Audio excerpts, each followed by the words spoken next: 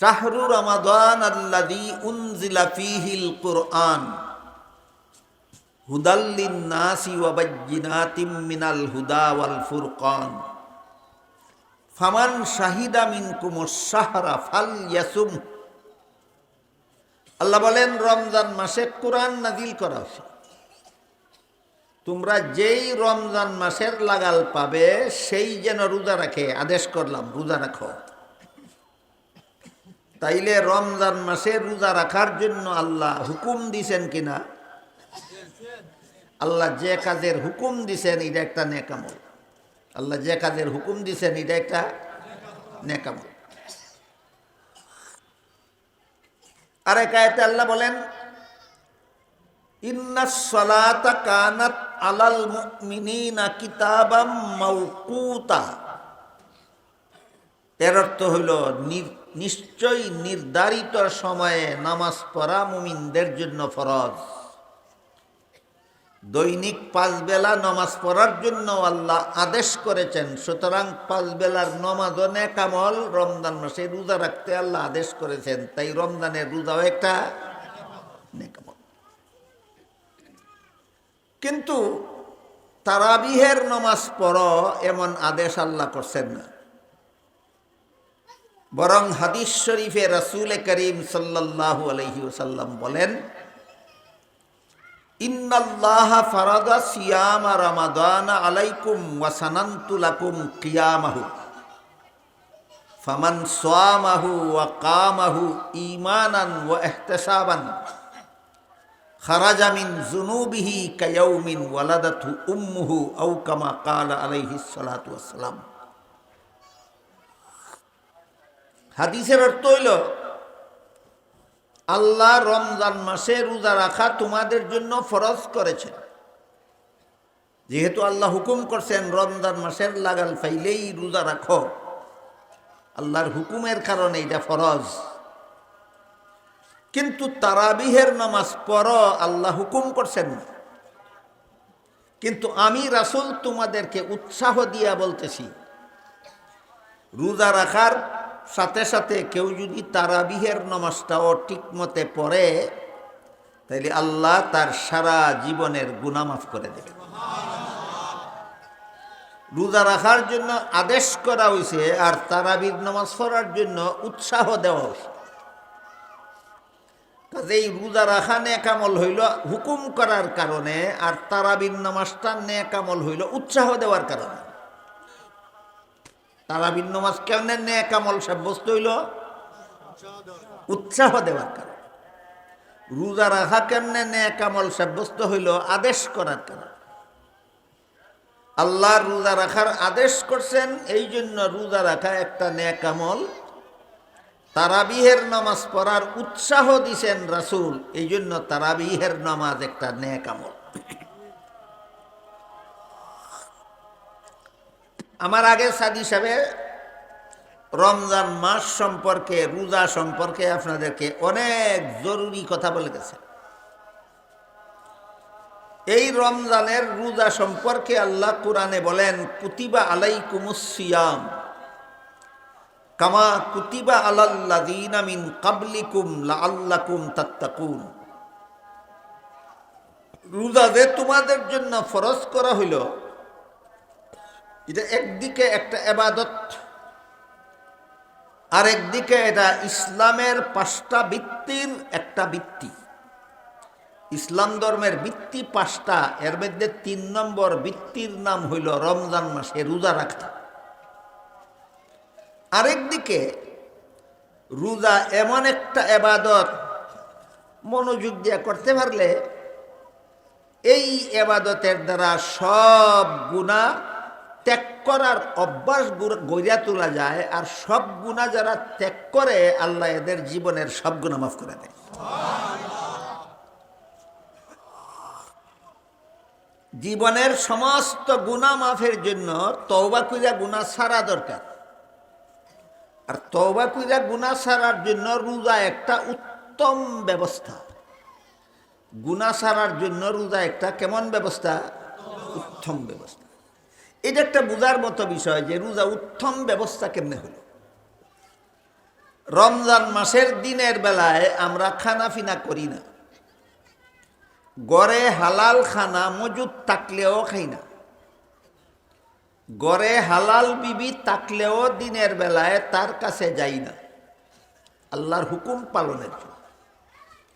বলেন তো আপনারা যারা যারা রোজা রাখেন দিনের বেলায় খান না কেন? বুক লাগে না এই কারণে, না আল্লাহর হুকুম মানার জন্য? দিনের বেলায় বিবির কাছে যান না কেন? আল্লাহর হুকুম মানার জন্য, অথচ বিবি হালাল। গড়ের খানাও হালাল, গড়ের বিবিও হালাল, শুধু আল্লাহর হুকুম মানার জন্য হালাল খানা খান না, হালাল বিবির কাছে যান না।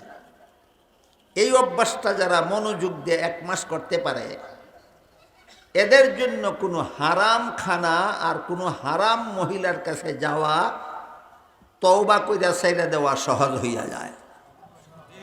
যারা হালাল জিনিস ছাড়তে পারে আল্লাহর হুকুম পালনের জন্য, এদের জন্য হারাম জিনিস তওবা কইরা ছেড়ে দেওয়া সহজ হইয়া যায়।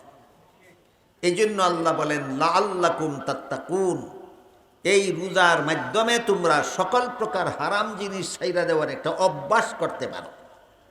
এইভাবে যারা রোজা রাখে, এদের রোজার দ্বারাই আল্লাহ রোজাদারের সারা জীবনের সমস্ত গুনাহ মাফ করে দেয়। রোজা একটা এবাদত, নমাজ একটা এবাদত, আল্লাহর হুকুমের কারণে। তারাবির নামাজ একটা এবাদত, রাসূলের উৎসাহ দেওয়ার কারণে। তারাবির নামাজ এবাদত হইছে আল্লাহর হুকুমের কারণে, না রাসূলের উৎসাহ দেওয়ার কারণে? যত কাজের হুকুম করছেন আল্লাহ, সেইগুলিও নেক আমল, আর যত কাজের উৎসাহ দেওয়া হয়েছে আল্লাহ এবং আল্লাহর রাসূলের পক্ষ থেকে, সেইগুলির নামও নেক আমল। আল্লাহ বলেন কোনো মানুষ মুমিন হওয়ার পরে যদি নেক আমল করে, তাহলে নেক আমল মুমিন হওয়ার আগে না পরে? পরে। আগে মুমিন হও, পরে নেক আমল করো। এক বেটায় কোরআনের কথা বিশ্বাসই করে না, সারা বৎসর রোজা রাখলে কি কাজ হইব? এক বেটায় কোরআনের কথা বিশ্বাসই করে না, সে দিন রাত 24 ঘন্টা নামাজ পড়লে কি কাজ হইব? কোনো কাজ হইত না। বুঝে থাকতে বলেন তো, নেক আমল আগে না ঈমান আগে? ঈমান আগে। এই জন্য আগেই কইছি, সমস্ত মুসলমানদের জেনে রাখা দরকার, আমার ঈমান কোন জিনিসের নাম? 6টা কথা বিশ্বাস করার নাম। আমার ঈমান কোন জিনিসের নাম? 6টা কথা বিশ্বাস করার নাম। আমি যদি 6 কথা বিশ্বাস করি, তাইলে আমার ঈমান আছে। এখন আমার নমাজের দাম আছে, এখন আমার রোজার দাম আছে, এখন আমার তারাবির দাম আছে, সব আমলের দাম আছে। তো ঈমান আনার পরে যদি কেউ নেক আমল করে, বদ আমল ছেড়ে দেয়, গুনার কাজ করে না, চুরি করে না, ডাকাতি করে না, সুদ খায় না, ঘুষ খায় না, মদ খায় না, গাঞ্জা খায় না, মিথ্যা কথা বলে না, মিথ্যা মামলা করে না, মিথ্যা সাক্ষী দেয় না, মানুষের ধন সম্পদ অন্যায়ভাবে খায় না, মানুষে অন্যায়ভাবে কষ্ট দেয় না, এগুলির নাম নেক আমল না, এগুলির নাম বদ আমল। আল্লাহ কি বলছেন? ঈমান আনার পরে যদি বদ আমল করে, না ঈমান আনার পরে যদি নেক আমল করে? ঈমান আনার পরে যদি আমল ভালো করে, নেক আমল করে, বদ আমল করে না, তাহলে তার জন্য কোরআনে আল্লাহ যত পুরস্কারের ঘোষণা দিছেন। কোনো ঈমানদার যদি বদ আমল না করে নেক আমল করে, তাহলে তার জন্য আল্লাহ কোরআনে অনেকগুলি পুরস্কারের ঘোষণা দিছেন।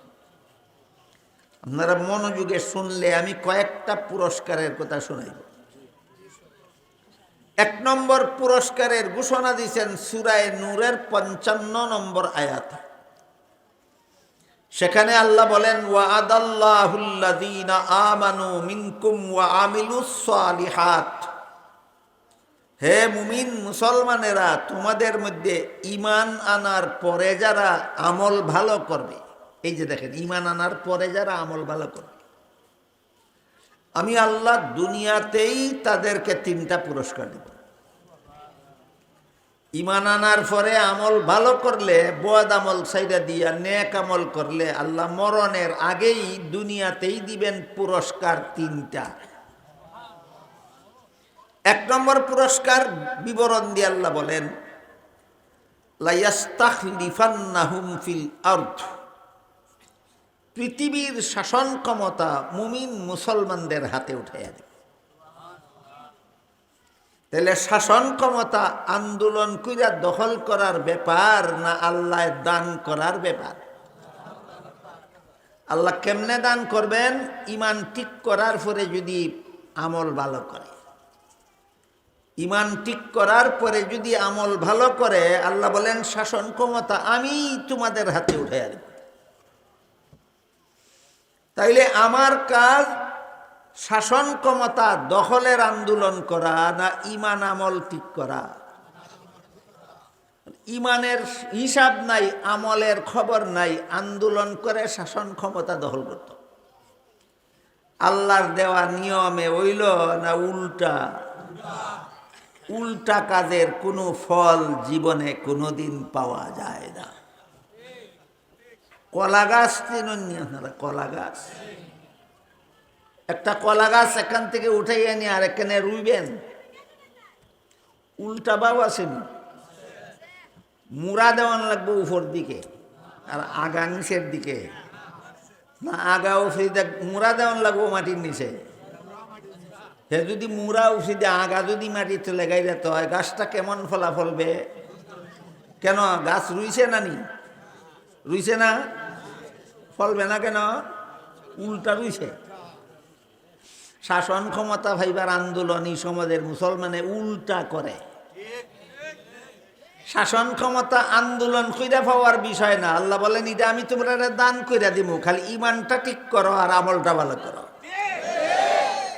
ইমান ঠিক করো, আমল ভালো করো, শাসন ক্ষমতা আমি আল্লাহ দেব। শাসন ক্ষমতা মুমিন বান্দাদের হাতে, সারা দুনিয়ার শাসন ক্ষমতা। আল্লাহ বলছেন আমি আল্লাহ তোমাদেরকে এটা পুরস্কার দিব, পুরস্কার। দুনিয়ার শাসন ক্ষমতা মুমিন মুসলমানদেরকে আল্লাহ দান করে দিবেন দুই জিনিসের পুরস্কার, ইমান আর নেক আমল। ইমান আর নেক আমল। এখন যদি কারো ইমানে গন্ডগোল থাকে, নেক আমলের জায়গায় বদ আমল করে আর আন্দোলন করে, লড়াই করে, সংগ্রাম করে, মিটিং করে, মিছিল করে, নির্বাচন করে, শাসন ক্ষমতা দখল করার লাগি, কলা গাছ উল্টাইয়া রোয়ার মতো হইব। কেমনে রোয়ার মতো? এই গাছের জীবনে কোনোদিন কলার ছড়ি ধরবে না। এই গাছের জীবনে কোনোদিন কলার ছড়ি, তোর আমল খারাপ, তোর নিজের 3.5 শরীরের মধ্যে তুই আল্লাহর হুকুম জারি করতে পারস না, তুই সারা দেশও কেমনে রে আল্লাহর হুকুম জারি করবে? আমি যদি আমার 3.5 শরীরের মধ্যে আল্লাহর হুকুম জারি করি, আমেরিকার সেনাবাহিনী লিয়ে আইবনি বাধা দিত, বুঝা করি। আমি যদি আমার মুখের দাড়িটা নবীর সুন্নত মতো এক মুষ্টি পরিমাণ লম্বা করি, আমি যদি আমার মুষটা এই পরিমাণ বাটি করি যে পানি খাইতে মুষ পানির মধ্যে সুবানি লাগে না, আমি যদি আমার শরীরের পোশাকটা নবীর সুন্নত তরিকা মতো বানাই, আমেরিকা আইব সেনাবাহিনী লিয়া বাধা দিত? তাহলে এই ব্যাপারে আমি পূর্ণ স্বাধীন। আল্লাহর যে হুকুমটা আমার 3.5 শরীর জারি করতে পূর্ণ স্বাধীন, কেউ বাধা দিতে আসবে না। অতকান কাজই যদি আমি নফসের গোলামির কারণে করতে পারি না, আন্দোলন কইরা দেশের গদিটা দখল করলে সারা দেশে আমি আল্লাহর হুকুম জারি কইরা দিব, বিশ্বাস করা যায় না? দুঃখা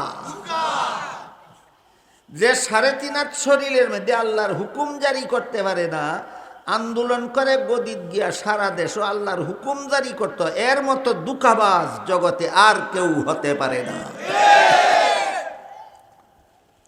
এই হলো ঈমান আনার পরে নেক আমলের প্রথম পুরস্কার। আল্লাহ বলেন, হে মুমিন মুসলমানেরা, তোমরা যদি আমল ভালো করো তাইলে দুনিয়াতেই আমি আল্লাহ তোমাদেরকে 3টা পুরস্কার দেব। 1 নম্বর, দুনিয়ার শাসন ক্ষমতা আমি আল্লাহ তোমাদের হাতে দান করে দেব। 2 নম্বর, ওয়ালা ইউমাক্কিনান্না লাহুম দীনাহুমুল্লাযী ইরতাদা লাহুম, যে ইসলাম ধর্মকে আল্লাহ তোমাদের জন্য পছন্দ কইরা নিছেন। একমাত্র ইসলাম ধর্ম আল্লাহর পছন্দসই এবং আল্লাহর কাছে গ্রহণযোগ্য। ইসলাম ছাড়া আর কোনো ধর্ম আল্লাহর পছন্দও না, গ্রহণযোগ্যও না। আপনারা কি জানেন আল্লাহর কাছে কতগুলি ধর্ম গ্রহণযোগ্য? একমাত্র ইসলাম। আল্লাহ বলেন যে ইসলাম ধর্মকে আমি আল্লাহ তোমাদের জন্য পছন্দ করে নিলাম, যে ইসলাম ধর্ম ছাড়া আর কোনো ধর্ম আমি আল্লাহর কাছে গ্রহণযোগ্য নয়। তোমরা মুমিন মুসলমানেরা যদি আমলটা ভালো করো, তাহলে ইসলাম ধর্মকে আমি আল্লাহ সারা বিশ্বে প্রতিষ্ঠিত করে দেব। ইসলামকে সারা বিশ্বে প্রতিষ্ঠিত করে দেওয়া আন্দোলনের ব্যাপার নয়, ঈমান আমল সংশোধন করার ব্যাপার। এই কারণে তবলিগি জমাত না কোনো গদি দখলের আন্দোলন করে, না দুনিয়া দখল করার আন্দোলন করে, শুধু ঈমান আমল সংশোধনের আন্দোলন করে। তাহলে আল্লাহ যে পদ্ধতি বাতাইছেন, তবলিগি জমাত ই পদ্ধতিতে আছে না কলা গাছ উল্টাইয়া রইছে? এইটা এইটা এইটা হইল বুঝার মতো ব্যাপার। কলা গাছ উল্টাইয়া রইলে জীবনে কোনোদিন কলা ধরবে না। আল্লাহ বলেন তোমার ঈমান ঠিক রাখো, আমল ভালো করো, দুনিয়ার শাসন ক্ষমতা তোমাদের হাতে আমি আল্লাহ দান করে দেব। ইসলাম ধর্মকে আমি আল্লাহ সারা দুনিয়াতে প্রতিষ্ঠিত করে দেব। ইসলাম ধর্মকে দুনিয়াতে প্রতিষ্ঠিত করে দেওয়ার কয়েকটা পদ্ধতি আছে, তিনটা পদ্ধতি মুফাসসিরিনে কেরাম তাফসীরের কিতাবে লিখছেন।